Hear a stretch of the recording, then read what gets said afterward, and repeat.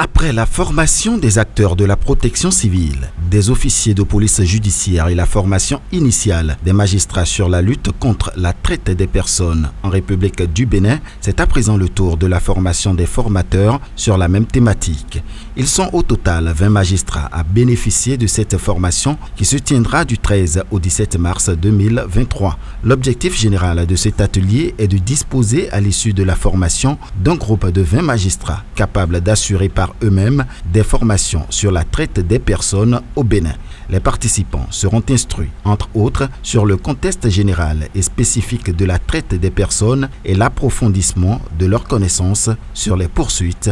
pénales. Ce projet, c'est une approche globale qui vise à la fois à renforcer la coordination gouvernementale en la matière, mais également à renforcer la chaîne pénale, à mieux protéger et accompagner les victimes et à améliorer la coordination régionale.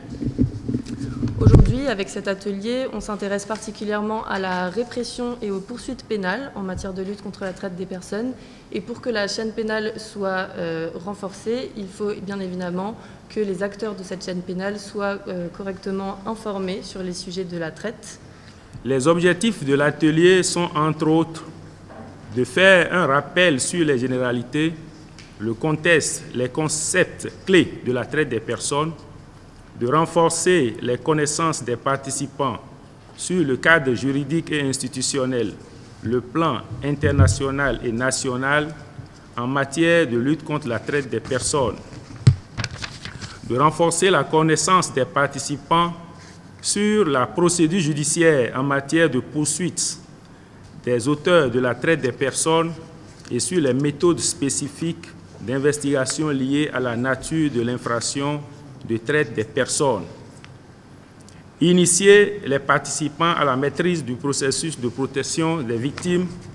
de la traite, suivant la chaîne de la prise en charge. Le directeur de cabinet du ministère du Développement et de la Coordination de l'action gouvernementale remercie les partenaires techniques et financiers, notamment Expertise France et l'Union européenne, pour leur appui et accompagnement, plus particulièrement dans cette initiative de renforcement des capacités des acteurs dans la lutte contre le phénomène de la traite des personnes. La multiplication de ces sessions de formation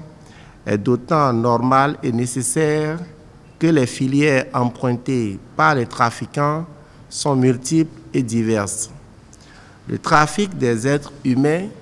touche aujourd'hui toutes les régions du monde et la plupart des pays. La traite apparaît de nos jours non seulement comme un phénomène de société, mais également comme une véritable menace à la sécurité humaine. Mesdames et messieurs, à la date d'aujourd'hui, on peut affirmer sans embâche que le dossier relatif à la lutte contre la traite des personnes au Bénin est pris en charge et a connu une évolution encourageante grâce aux efforts conjugués de tous les acteurs impliqués dans le dispositif de lutte. Et je voudrais dire que je nourris un espoir que les échanges visant l'atteinte de cet objectif-là contribueront à inculquer davantage dans l'esprit des participants ici présents